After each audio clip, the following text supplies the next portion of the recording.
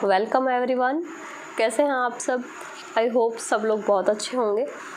Integral calculus हम पढ़ रहे थे, जिसमें इंटीग्रल कैलकुलस के अंदर रेक्टिफिकेशन को पढ़ना स्टार्ट किया था। तो रेक्टिफिकेशन में हम पिछले वीडियो में जहाँ तक हम पढ़ चुके हैं वो थे फॉर्मूलाज की, जो भी रेक्टिफिकेशन या चाप कलन यानी कि किसी भी वक्र के किसी चाप की लंबाई को निकालने के फॉर्मूलाज हमने पढ़े थे। तो चाप की लंबाई के लिए फार्मूलाज जो हैं, जो अलग अलग वैरायटी में होते हैं, अलग अलग कर्व्स के अकॉर्डिंग, वो सारे फार्मूलाज आपको लिखवाए थे पिछली बार। और आज हम उन्हीं फार्मूलेज का यूज़ करके और क्वेश्चंस करना स्टार्ट करेंगे। तो सबसे पहले हमने जो पार्ट्स डिवाइड किए थे फार्मूलाज के रेक्टिफिकेशन के लिए, कि कार्टेशियन फॉर्म के लिए अलग फार्मूला होता है, फिर पोलर फॉर्म के लिए अलग होता है, पैरामेट्रिक फॉर्म के लिए अलग होता है। तो उस टाइप से जो फार्मूलाज हैं वो सारे के सारे आपको लिखवा दिए थे पिछले वीडियो में, और वो आप देख सकते हैं। जिन्होंने फर्स्ट वीडियो इस चैप्टर का नहीं देखा है तो वो या आप डिस्क्रिप्शन में लिंक मिल जाएगा, अदरवाइज़ आप प्लेलिस्ट में से जाके देख सकते हैं। और ये हमारा नेक्स्ट वीडियो है, जिसमें हमने जैसे पार्ट्स डिवाइड किए थे रेक्टिफिकेशन के, कि कार्टेशियन फॉर्म अलग होता है, पैरामेट्रिक अलग होता है, जिसके कुछ छोटे छोटे से फार्मूलाज थे, और वो फार्मूलाज का यूज़ करके हमको क्वेश्चंस करने हैं। तो हम एक एक पार्ट्स के जो क्वेश्चंस हैं वो भी एक साथ कवर नहीं करेंगे, कि जैसे जो आज का हमारा वीडियो है वो पूरा का पूरा रहेगा कि कार्टेशियन फॉर्म में जब भी आपको इक्वेशन मिलेगी, तो कार्टेशियन फॉर्म में अगर इक्वेशन है तो किस तरह से आपको क्वेश्चन सॉल्व करना है और क्या क्या नॉलेज उसके लिए चाहिए होगी, और क्वेश्चंस की जितनी भी वैरायटी बन सकती हैं, जितने भी आपके जो सिलेबस है उस सिलेबस के अकॉर्डिंग जितने टाइप्स के क्वेश्चंस बनते हैं वो सारे क्वेश्चंस इसमें कवर हैं। उसके अलावा जो है वो आप अगर कोई और क्वेश्चन आपकी प्रॉब्लम रहती है तो वो आप कमेंट करके या टेलीग्राम ग्रुप पे शेयर करके आप बता सकते हैं, उसका सॉल्यूशन आपको डायरेक्ट मिल जाएगा वहाँ पे। तो ये कुछ क्वेश्चंस हैं। जैसे पहले तो आप क्वेश्चन क्या होता है कि किसी भी क्वेश्चन का सॉल्यूशन आधा तो उसके पढ़ने पर डिपेंड है कि आप कितने अच्छे से क्वेश्चन को पढ़ रहे हैं। अब रेक्टिफिकेशन का फॉर्मूला आपको याद है कि क्या फॉर्मूला लगाना है रेक्टिफिकेशन के लिए, और क्वेश्चन में क्या दिया हुआ है और क्या आपको चाहिए। तो एक क्वेश्चन का पैटर्न है कि जैसे ये कि हमको कर्व दिया हुआ है कि y बराबर log sec x, और x की लिमिट्स दी हुई हैं कि x बराबर 0 से x बराबर π/3। ये y बराबर log sec x यानी कि y बराबर f ऑफ x, y जो है वो फंक्शन ऑफ x है, इस टाइप का फंक्शन है कार्टेशियन फॉर्म में। और उस पे जो फार्मूला था वो फार्मूला आप देख सकते हैं जो लिखवाया हुआ है पिछले वीडियो में। तो उस फार्मूले में क्योंकि हम जानते हैं उस फार्मूले में x की लिमिट्स अप्लाई होती हैं, वो फार्मूला था इंटीग्रेशन ऑफ x की लिमिट्स होती हैं और अंडर रूट 1 प्लस dy/dx का होल स्क्वायर एंड dx, इस टाइप से फार्मूला था। तो x की लिमिट्स चाहिए, तो x की लिमिट्स भी दी हुई है, फंक्शन भी दिया हुआ है जिससे हम dy/dx निकाल सकते हैं। और यहाँ पे हमको प्रूफ करना है कि जो चाप की लंबाई या जो रेक्टिफिकेशन होगा कर्व का वो log 2 प्लस √3 होगा। तो एक क्वेश्चन का पैटर्न ये है। एक क्वेश्चन का पैटर्न ये है कि सिर्फ कर्व दिया हुआ है, अब उस कर्व में उसके कुछ बेसिक जो उसके नॉलेज है कर्व से रिलेटेड वो आपको पता होनी चाहिए। मींस लिमिट नहीं दी है, वो लिमिट फाइंड करने के लिए आपको उस कर्व से रिलेटेड कोई इन्फॉर्मेशन दी हुई है, कि जैसे परवलय दिया हुआ है, पैराबोला है y² = 4x, इसके शीर्ष से नाभिलम यानी लेटस रेक्टम तक, या इसका जो ओरिजिन पॉइंट है वहाँ से लेके नाभिलम यानी लेटस रेक्टम तक एक सिरे तक की लंबाई, तो वो अब ग्राफिकल नॉलेज जो है वो हमारे काम आएगी। और पैराबोला का नाभिलंब क्या होता है, कहाँ पे ये दोनों इंटरसेक्ट करते हैं, वो चीज़ें यहाँ पे काम आएगी, और फिर उससे हम लिमिट्स निकालेंगे और तब हमको ये प्रूफ करना है। तो एक पैटर्न ये हो गया। एक नेक्स्ट जो पैटर्न है कि सिर्फ इक्वेशन दी हुई है, एस्ट्रॉयड है। अब एस्ट्रॉयड कैसा होता है, एस्ट्रॉयड का कर्व किस तरह से बनता है, वो नॉलेज यहाँ पे हमारी काम आएगी। और उस नॉलेज से मीन्स उसके ग्राफ से यहाँ पे जो मेन रोल है वो है, अगर लिमिट्स डायरेक्ट दी हुई हैं, एक ये सबसे सिंपल जो पैटर्न है कि लिमिट्स डायरेक्ट दी हुई हैं तो आप डायरेक्ट जो है फॉर्मूला अप्लाई करेंगे। ये सबसे ईजी तरीका है कि डायरेक्ट फार्मूला अप्लाई हुआ, dy/dx का मान निकाला और आंसर आ गया। उसके बाद में जो यहाँ पे जो बाकी के पैटर्न्स जो हैं, ये जितने भी बनते हैं, ये बाकी के सारे जो 5-4 क्वेश्चन हैं ये उसी टाइप के हैं। तो चारों ही इम्पॉर्टेंट क्वेश्चन हैं और जो एग्ज़ाम में आने वाले जो क्वेश्चंस रहते हैं वो क्वेश्चंस हमने यहाँ पे लिए हैं, मोस्ट इम्पॉर्टेंट सारे क्वेश्चंस। तो स्टैंडर्ड इक्वेशन है, जैसे ये पैराबोला की है, ये एस्ट्रॉयड की है, ये इलिप्स की है। तो इस टाइप की जो इक्वेशंस का है, जो चाप की लंबाई या इसका परिमाप पूछा है, एस्ट्रॉयड की जो टोटल लंबाई है वो पूछी है। उसके बाद में यहाँ पे ये भी पैराबोला है, लेकिन यहाँ पे इस रेखा के करस्पॉन्डिंग यहाँ पे चाप की लंबाई पूछी है। तो इस तरह के जो क्वेश्चंस हैं जिनमें लिमिट्स नहीं दी हुई है, तो उसमें हमारी जो ग्राफिकल नॉलेज है वो अच्छी होनी चाहिए। तो चलिए स्टार्ट करते हैं। तो वो हम ग्राफिकल जो इसका कंसेप्ट है वो भी यहाँ पे देख लेंगे और क्वेश्चंस को किस तरह से सॉल्व करना है वो भी देख लेंगे। तो ये हमारा फर्स्ट क्वेश्चन है, prove that length of arc of the curve y बराबर log sec x from x equal to 0 to x equal to π/3 is log 2 + √3 base e है। तो सॉल्यूशन लिखते हैं। देखो ये जो कर्व है ये y इक्वल टू fx वाली फॉर्म का है और इसके लिए जो फॉर्मूला था वो था s equal to integration √1 + dy/dx का होल स्क्वायर इंटू dx।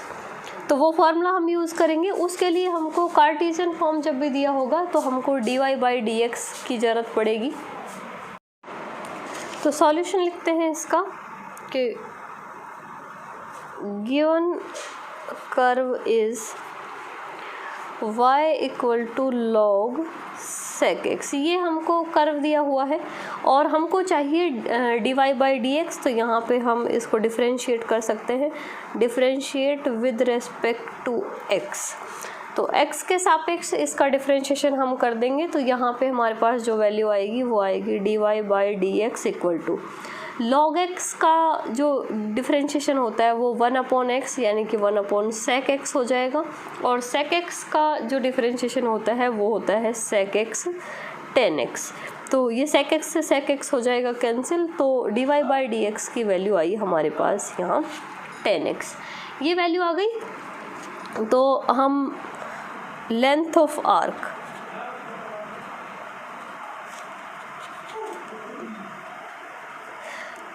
जिसको s से डिनोट करते हैं और उसका फॉर्मूला होता है इंटीग्रेशन ऑफ x की लिमिट्स अप्लाई होंगी यहाँ पे a से b हम लिमिट्स लिखते हैं। तो x की लिमिट्स यहाँ पे देख सकते हैं आप कि x की लिमिट्स दी हुई हैं, तो जो लिमिट दी है हम उसी को अप्लाई करेंगे। 0 से π/3 √1 + dy/dx का whole square into dx। Value रख देंगे यहाँ पे dy/dx की। तो ये इसका जो आंसर आएगा वो आएगा 0 से π/3 और √1 + tan² x इंटू dx। ये 1 + tan² x है जिसकी वैल्यू हम जानते हैं sec² x होती है और sec² x जब अंडर से बाहर आएगा तो ये वैल्यू होगी √0 से π/3 और यहाँ पे ये आ जाएगा sec x इंटू dx। तो sec x का इंटीग्रेशन होता है log sec x + tan x। तो ये तो हमारी इंटीग्रेशन की बेसिक नॉलेज है जिनका हम यूज़ कर रहे हैं कि डिफरेंशिएशन क्या होता है किसी भी फंक्शन का या इंटीग्रेशन क्या होता है। तो ये सब चीज़ें तो याद होनी ही चाहिए। और अब sec x का इंटीग्रेशन होता है log sec x + tan x और इस पे हम लिमिट्स अप्लाई कर देंगे। तो लिमिट्स अप्लाई करेंगे तो देखो वैल्यूज़ आएंगे हमारे पास log sec π/3। sec π/3 की वैल्यू जो होती है वो होती है 2 और tan π/3 यानी कि 60 डिग्री वो वैल्यू होती है √3 और लोअर लिमिट अप्लाई करेंगे तो -log sec 0 cos 0 1 होता है तो sec 0 1 होगा, और tan 0 होता है 0, तो मीन्स log 1 आ गया यहाँ पे। और log 1 की वैल्यू हम जानते हैं कि 0 होती है log 1 की वैल्यू। तो जो चाप की लंबाई आई यहाँ पे s, वो आई हमारे पास log 2 + √3, और इसका बेस रहेगा e। तो यही हमको प्रूफ करना था, ये आंसर आ गया इसका। तो ये एक सबसे सिंपल वाला फॉर्म है कि जब लिमिट्स भी दी हुई है और कार्टेशियन फॉर्म में कर्व दिया हुआ है। अब ये ज़रूरी नहीं है कार्टेशियन, ये जो फॉर्म है ये आप कार्टेशियन में हो, पैरामीट्रिक हो या पोलर फॉर्म हो, कि कर्व दिया है और लिमिट्स भी दी है, तो आप डायरेक्ट जो फॉर्मूला है कि कार्टेशियन का है तो कार्टेशियन, पोलर का है तो पोलर, और पैरामीट्रिक का है तो है पैरामीट्रिक, तो वो फॉर्मूला अप्लाई करेंगे और इस तरह से जो क्वेश्चन है वो सॉल्व हो जाएगा।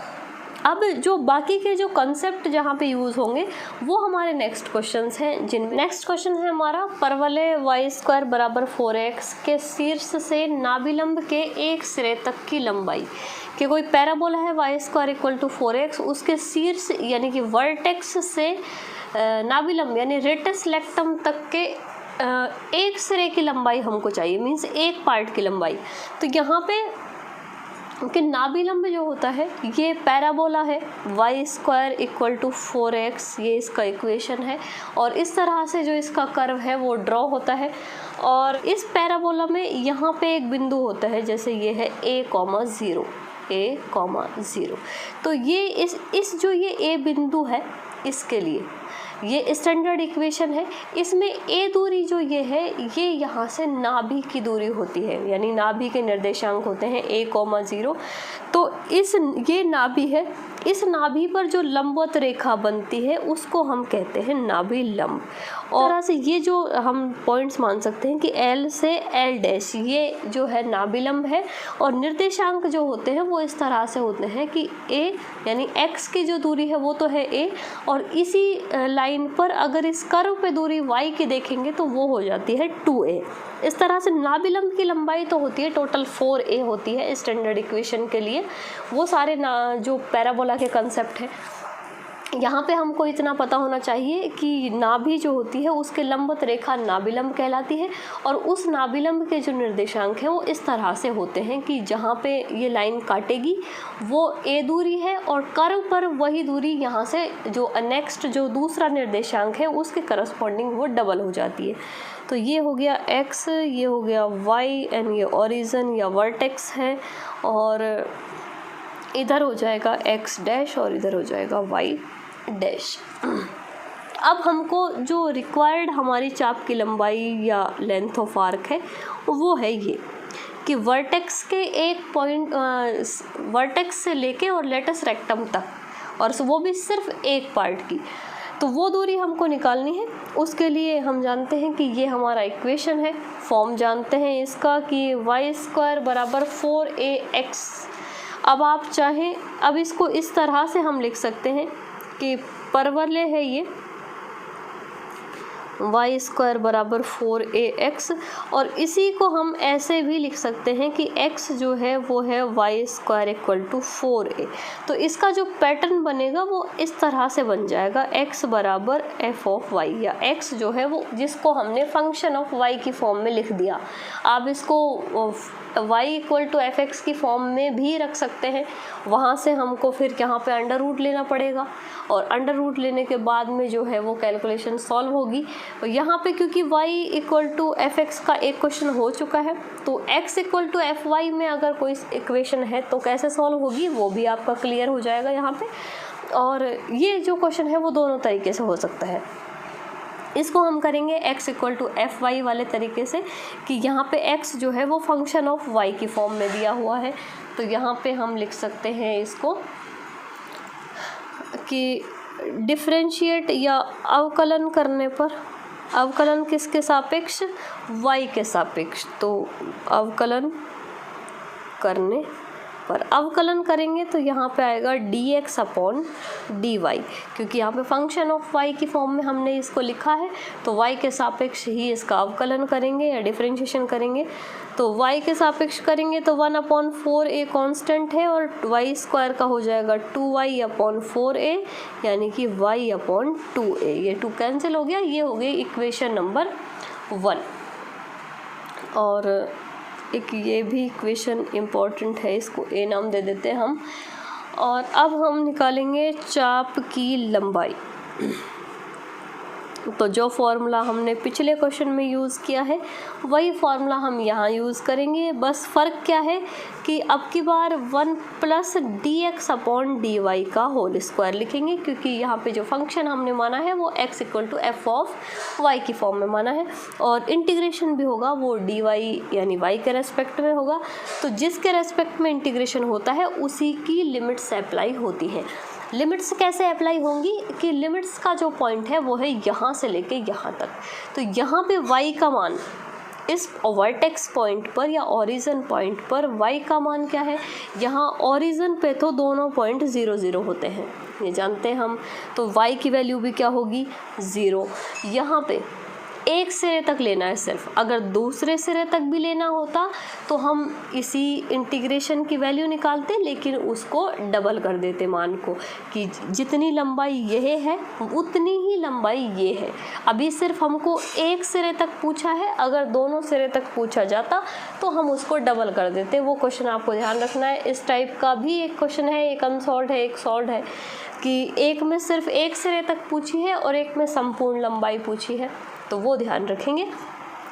y की लिमिट्स यहाँ पे 0 है और यहाँ पे आप y का मान देखेंगे तो y का मान है 2a। और इसी तरह से सारी लिमिट्स पता होती है कि अगर x की लिमिट पता करनी होती हमको यहाँ पे, तो x यहाँ पे 0 है और यहाँ पे a है, तो x की लिमिट होती 0 से a और y की लिमिट्स हैं 0 से 2a।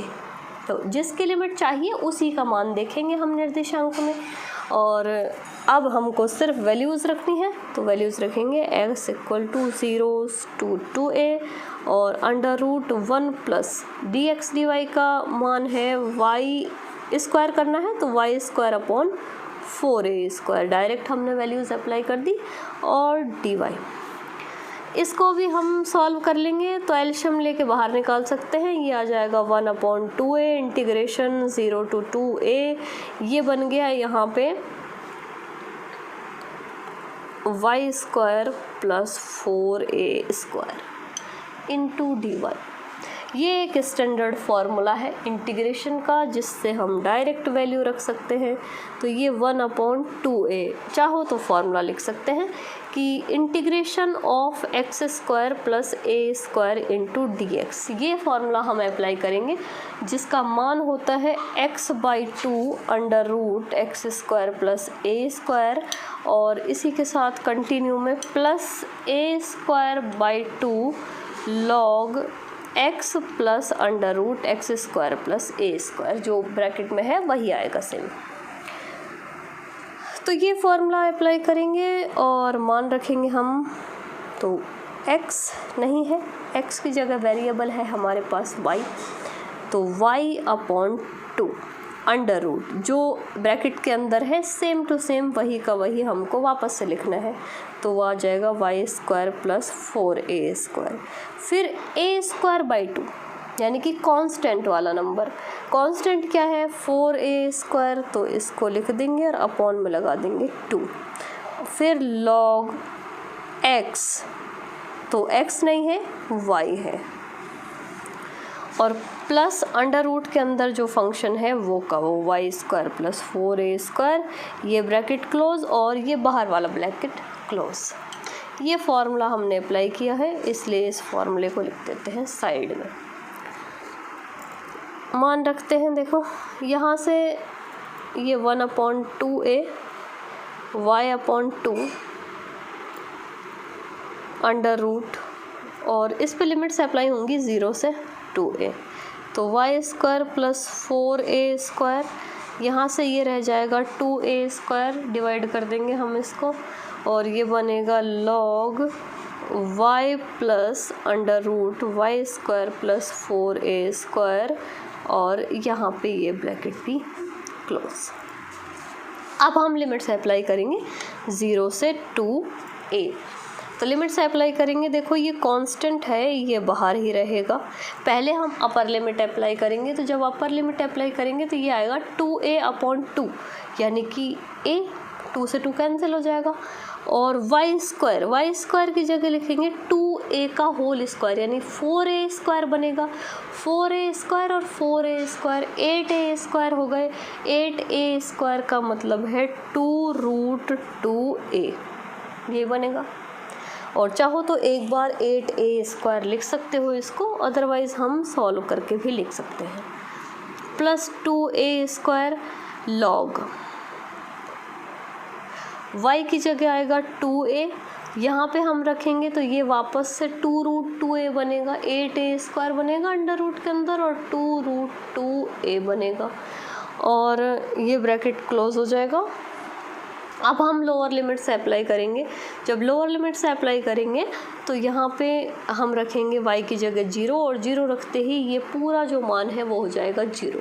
यहाँ पे रखेंगे तो ये आएगा माइनस। हम लोअर लिमिट जब भी अप्लाई करते हैं तो माइनस लगाते हैं, तो ये माइनस का 2a² और लॉग, देखो ये हो जाएगा 0, ये हो जाएगा 0, और यहाँ पे 4a² बचेगा जो अंडर रूट से बाहर आएगा, तो लॉग 2a बन जाएगा। तो ये हो गया यहाँ पे 1/2a, ये 2√2a² हो गया। ये 2a², यहाँ से भी हम कॉमन ले सकते हैं 2a को, तो log 2a, और ये बना 1 + √2।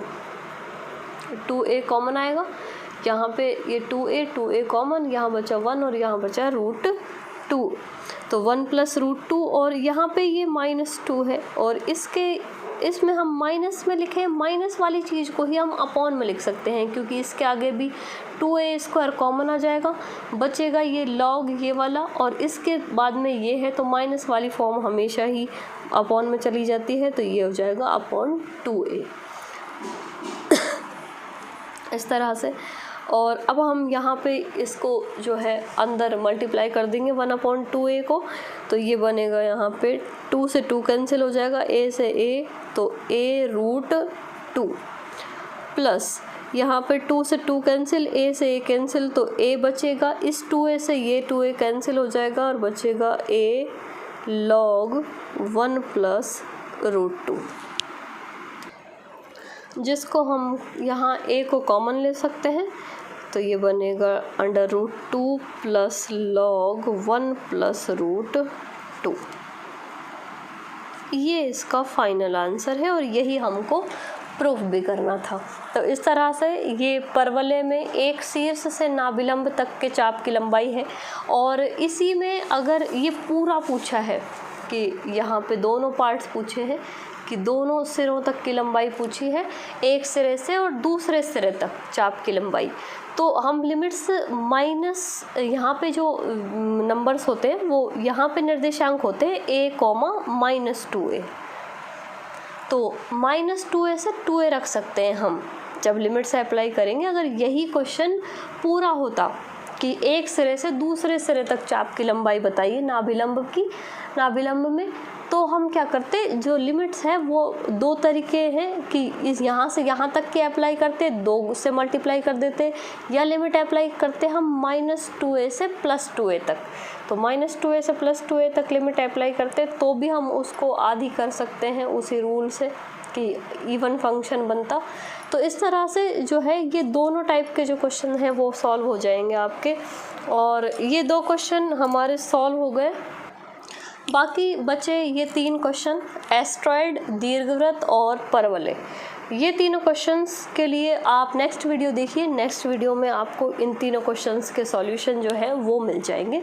तो मिलते हैं नेक्स्ट वीडियो में। ये वीडियो कैसा लगा, वीडियो पे कमेंट ज़रूर शेयर करें, और वीडियो अच्छी लगी, यूज़फुल है आपके लिए, तो आप इसको अपने फ्रेंड्स के साथ या अदर आपके जो क्लासमेट्स हैं उनके साथ शेयर ज़रूर करें।